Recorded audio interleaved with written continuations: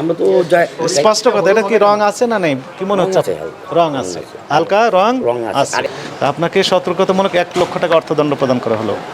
3টা বাস থেকে একটু নিয়ে আসেন তো। এটা আগে একটু বের করেন, পানি নিয়ে আসো তো।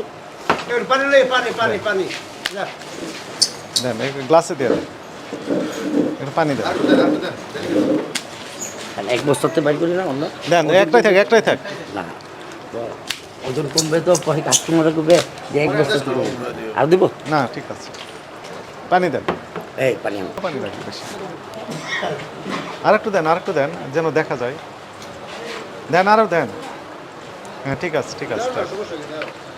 কেন একটু কেমন যেন কালার হয়ে গেল যে? আপনি দেখেন তো রং হয়েছে না?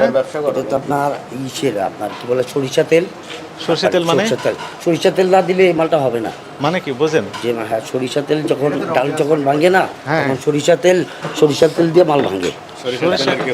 সরষে তেলে হলুদ কালার হবে কেন? হলুদ কালার দেয় সেটা তো একটা দিয়ে আরেকটা আমাদের মেশায় এখান না। থেকে আসে না, তো ওখান থেকে আসে। সবগুলোতেই দেওয়া। আমরা অনেক চেষ্টা করছি কালার ছাড়া বেচার, হ্যাঁ, কিন্তু কোনো কাস্টমার কালার ছাড়া নিবে।